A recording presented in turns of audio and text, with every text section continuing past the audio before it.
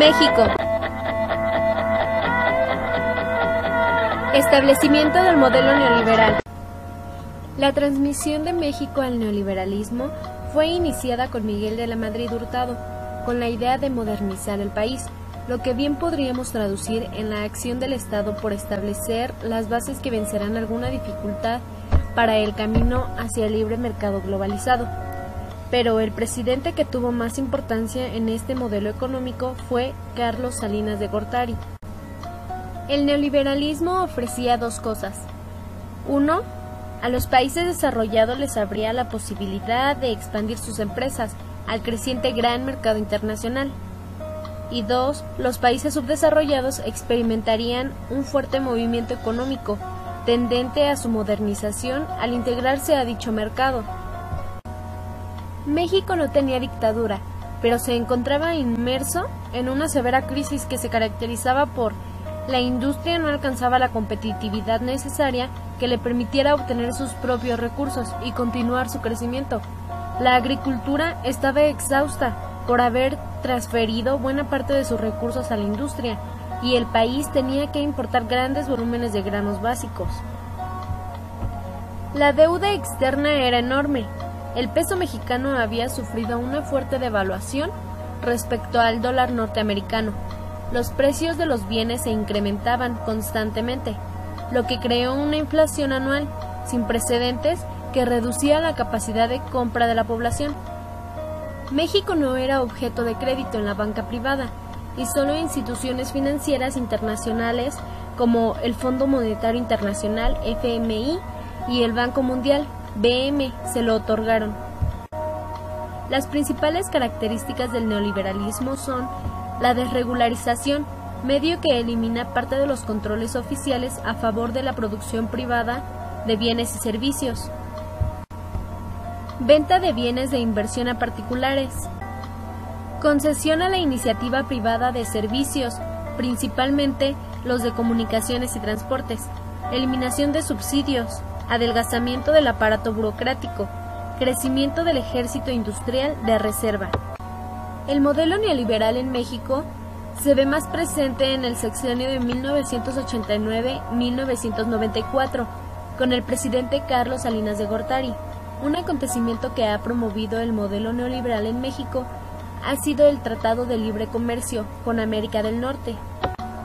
Este modelo de estabilización surge mediante la estabilidad de precios, que en una economía abierta los productos nacionales tendrían que competir con los extranjeros y mediante el fomento a la competitividad de la industria nacional. Además, en el sexenio de Salinas se suprimieron 3 ceros a los billetes y monedas con el fin de favorecer el manejo del circulante monetario. El neoliberalismo sigue dominante en los gobiernos de muchos países, tanto ricos como pobres, en los organismos nacionales y en organizaciones multilaterales como el Banco Mundial, el FMI y la Organización Mundial del Comercio. Globalización económica. El neoliberalismo promueve la competencia de los mercados por medio de la globalización, y con ello surge el fenómeno de globalización económica. Las capitales transnacionales que compiten con las medianas y pequeñas empresas tienen mayor ventaja para obtener ganancias. Por lo tanto, las medianas y pequeñas empresas tienden al cierre por competir con grandes empresas transnacionales. Con el fenómeno de la globalización, las relaciones entre las naciones se han restablecido de acuerdo a las condiciones del sistema económico internacional, que han permitido el surgimiento de agrupaciones o bloques económicos. Se puede decir que el bloque es la agrupación de países, producto de la globalización, que se unen con el propósito de alcanzar fines económicos. La política económica del gobierno mexicano, desde Miguel de la Madrid y Carlos Salinas de Gortari hasta nuestro actual gobernante, Enrique Peña Nieto, plantea en la orientación de los mercados el fomento de la competitividad externa de la economía a partir de la liberación del comercio exterior.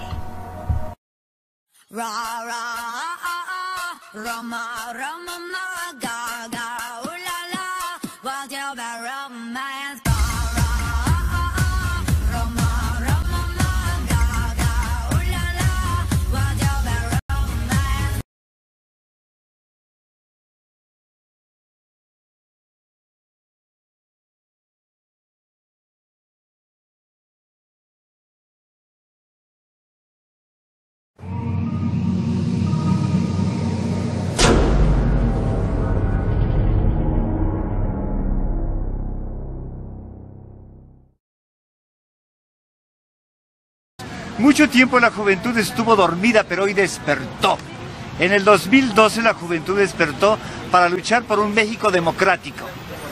Necesitamos universitarios valientes, gentes que piensen, gentes que tengan estudios, gentes que reconozcan que necesitamos un cambio político en la nación. Bravo por esta juventud nueva, que se expone, que se arriesga, pero que lucha.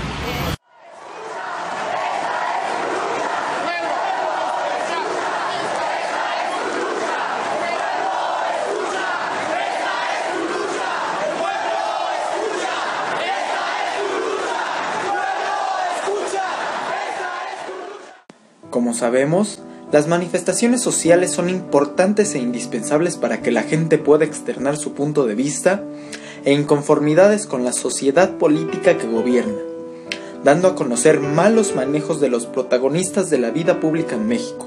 Generalmente, los medios masivos de información pintan a las manifestaciones sociales como negativas o llenas de vándalos y actos criminales, que presentan a los millones de videntes, lectores u oyentes que digieren esta información, generalmente como la única opinión que recibe de estas noticias, al no poder acceder a otras fuentes de información o puntos de vista. Esto con el propósito, con alianza de la fuerza gobernante del país, de descomponer, criminalizar y desvirtuar la revuelta de pensamiento diferente a las que ya impusieron las clases políticas, tipos de producción y de medios masivos de información del país. Esto se realiza de bastantes maneras, mostrando las imágenes que les convengan, modificando imágenes y dándoles un tono de violencia en cada toma, colocando grupos de choque pagados por las fuerzas dominantes para que alteren la paz de la manifestación, violentándola y agrediendo a las fuerzas públicas. Esto con un doble propósito: criminalizar la protesta y que la población perciba que la manifestación es agresiva, y desvalorizarla ante la sociedad para que esta unión social ya no sea tomada en cuenta para que más pobladores se unan en la protesta. Desde el pasado año 2012, las manifestaciones sociales se han hecho presentes con una mayor frecuencia e intensidad en el país. Con respecto a las elecciones federales del año pasado, miles de jóvenes salieron a las calles de todo México, hartos del mismo sistema que distaba totalmente de la verdadera democracia en el país y de los mismos protagonistas corruptos de siempre. Las demandas eran diversas, como democratización de los medios, verdadera libertad de opinión, medios sin monopolios y el rechazo total a las alianzas entre Televisa y el entonces candidato a la presidencia Enrique Peña Nieto. Las protestas se realizaron por todos 3 meses antes de las elecciones federales, del 1 de julio de ese año. Las protestas siguieron el 1 de diciembre, en el juramento y toma de la presidencia del entonces candidato electo, según el Instituto Federal Electoral, Enrique Peña Nieto.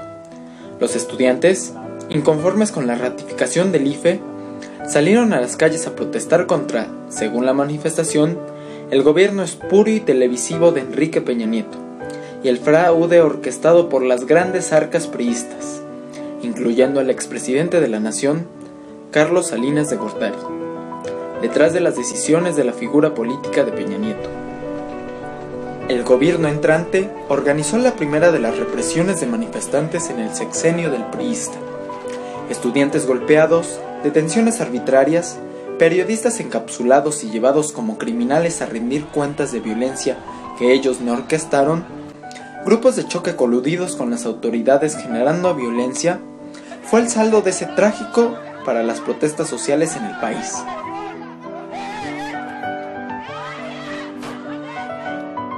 El 10 de junio de este año, para conmemorar el luto del 42 aniversario de los estudiantes asesinados por un gobierno priista, una vez más, pero en el año de 1971, el llamado Halconazo, donde militares, federales y grupos de choque pagados por el gobierno llamados halcones, reprimieron una de tantas manifestaciones de la Ciudad de México, una marcha organizada por estudiantes que exigían la democratización de la enseñanza, que como punto focal se inició en la Universidad de Nuevo León, que en ese entonces le habían quitado la participación a los estudiantes y maestros Los estudiantes del Instituto Politécnico Nacional y la Universidad Nacional Autónoma de México se unieron a la queja en contra del gobierno neolonés y del gobierno del país, encabezado por Luis Echeverría. Manifestaron pancartas en donde pedían democratizar los estudios en todas las universidades públicas del país. En respuesta, ese jueves de Corpus, Echeverría mandó a reprimir la manifestación a toda costa, dejando como saldo la muerte de 70 estudiantes y cientos de heridos. 42 años después de la masacre, la marcha fue reprimida una vez más, donde policías detuvieron a muchos protestantes pacíficos y reporteros que cumplían con su trabajo. Una vez más, dejando a los verdaderos agresores en libertad y encarcelando jóvenes inocentes para mitigar cualquier manifestación extra en contra del gobierno. El día 2 de octubre del año en curso, a 45 años de la trágica matanza estudiantil perpetrada directamente desde el gobierno del expresidente de México, Gustavo Díaz Ordaz, en la zona de Tlatelolco, que dejó como saldo 325 estudiantes asesinados a sangre fría. La manifestación, como cada año se realiza, partió del Ángel de la Independencia con rumbo al Zócalo capitalino, para después incorporarse a Tlatelolco. Un grupo de encapuchados, autodenominados anarquistas, comenzaron a violentar la pacífica marcha. La policía capitalina, unos cuantos federales y soldados vestidos de civil sostuvieron fuertes enfrentamientos contra el grupo y la marcha. La policía comenzó a encapsular, golpear y detener a cualquier periodista o manifestante que encontraba a su paso, aunque no estuviera alterando la paz pública y caminando pacíficamente. Esto se supo gracias a las denuncias en redes sociales, donde se muestra la brutalidad policíaca. Esta marcha, pintada una vez más de rojo, dejó una huella de violencia en el gobierno de Enrique Peña Nieto, a menos de un año de tomar el gobierno. Estas represiones han ido ganando terreno en el miedo mediático de la población, mitigando en gran número las protestas sociales de la gente. La violencia sin medida, la represión, la violación a los derechos humanos y la antidemocracia social en contra de las manifestaciones sociales sigue siendo una realidad en nuestro país, orquestado desde las más altas arcas gubernamentales. ¿Dejaremos que siga así? Informaron para El Mundo Universidad ISEL, Gustavo Cuevas y Víctor Lona.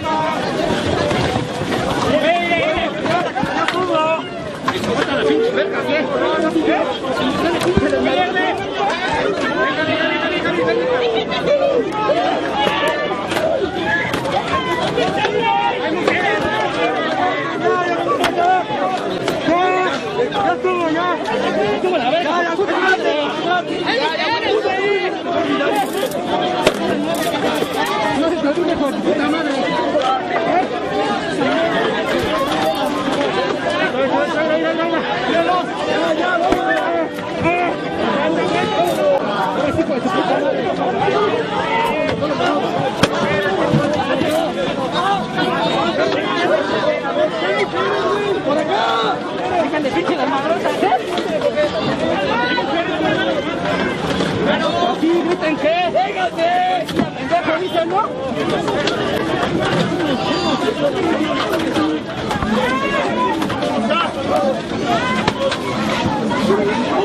Ya pasó, ya pasó.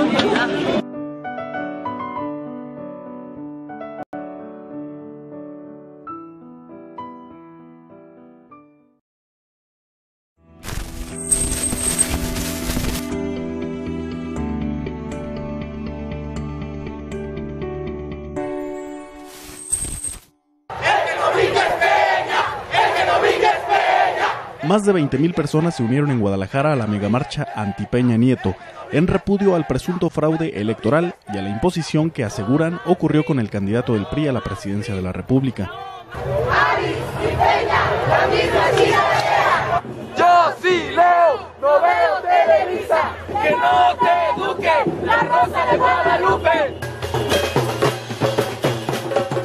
Alrededor de las 15 horas, los manifestantes salieron de la glorieta de la Minerva y marcharon por Avenida Juárez hasta el Paseo Chapultepec, por donde siguieron hasta la glorieta de los Niños Héroes. ¡Fuera el PRI!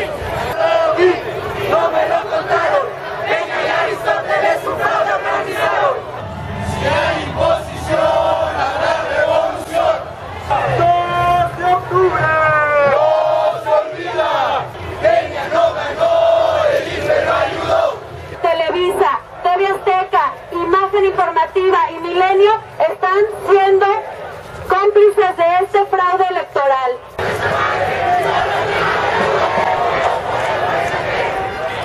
Avanzaron por Avenida Niños Héroes hasta Enrique Díaz de León para llegar a las instalaciones de Televisa Guadalajara, donde por varios minutos descargaron su enojo contra este medio de comunicación. ¡Televisa tiene miedo! ¡Televisa tiene miedo!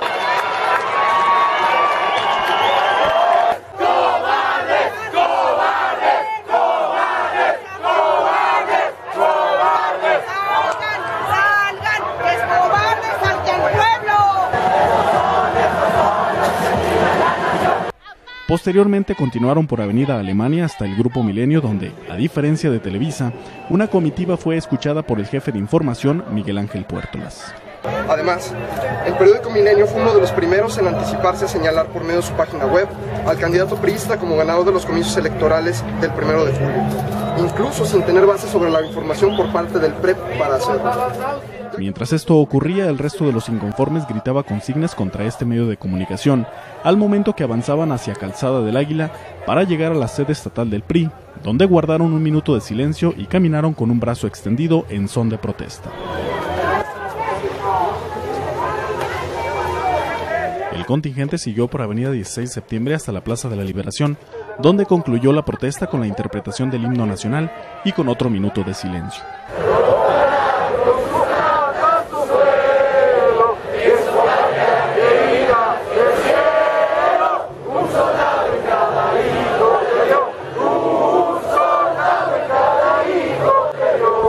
En la capital del país, la megamarcha anti-Peña Nieto reunió aproximadamente a 100,000 personas, y a la protesta se unieron connacionales que viven en Madrid, España, Los Ángeles, San Francisco y Nueva York, en Estados Unidos de Norteamérica, y Vancouver, Canadá. Para Telecomunicaciones informó Emanuel Hernández.